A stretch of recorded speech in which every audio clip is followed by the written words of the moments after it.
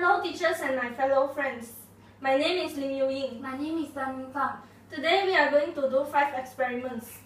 This is the first experiment, stability. The stability of an object is the ability of the object to remain in its original position. An object is stable if it does not topple over easily. The factor that affects the stability of an object is the position or height of the center of gravity. The lower the center of gravity, the more stable the object is. This is object A, object B, and object C. Object B is the tallest and object C is the lowest. Now we are going to tilt the board.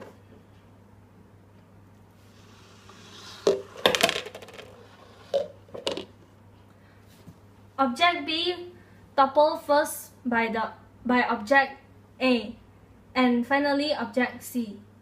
Object B has the highest center of gravity and is the most unstable. Object C has the lowest center of gravity and is the most stable. This is the second experiment, density and buoyancy. The density of a substance is the mass per unit volume of the substance. The SI unit for density is kilogram per cubic meter. The density of a substance depends on 2 factors. A. Mass. The bigger its mass, the bigger is its density. B. Volume. The bigger its volume, the smaller is its density. Now, we are going to put this lump of plasticine into the water. This shows that a lump of plasticine has a small volume and has a large density. As a result, it will sink in water because it is denser than water. If we change the shape of the plasticine into the shape of a boat, its volume will increase and its density will decrease. This time, the plasticine in the shape of a boat will float on the surface on the water. The above statement shows that we can change the density of objects by changing its shape. A decrease in volume will increase its density, while an increase in volume will decrease its density. This is the third experiment, air pressure. We are applying the principle of air pressure to daily life, such as drinking straw. The end of the straw is placed below the water surface. Then air is sucked out of the straw.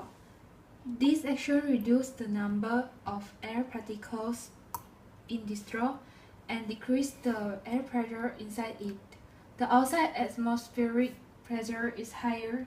It presses against the water surface and forces the water to enter the straw. The straw fills with water. Water cannot rise up the straw if there is a hole in the straw above the water level. Each time air is sucked out from the straw, outside air enters through the hole. This process balances the air pressure inside the straw and the outside atmospheric pressure. This is the fourth experiment, simple machines. Many of us think that machines are large and complex devices. Actually, tools such as scissors, pliers, and spanners too are machines. They are called simple machines. A machine is a device that helps us to do work more easily. Sometimes a machine is called a force multiplier. The lever is a simple machine which consists of a bar that turns about a fixed point called fulcrum. Tools such as scissors, spanners, bottle openers, pliers, staplers, nut crackers, paper cutters, and wheelbarrows are examples of levers. A lever enables a small effort to overcome a large load.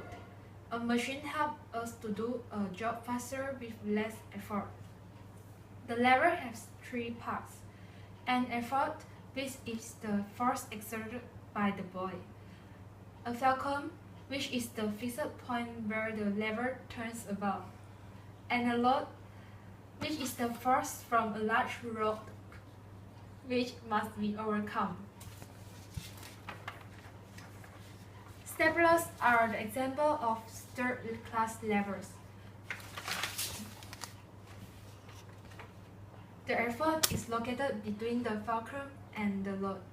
A large movement of the load is produced by just moving the effort a short distance. Now we are going to do the fifth experiment. Force.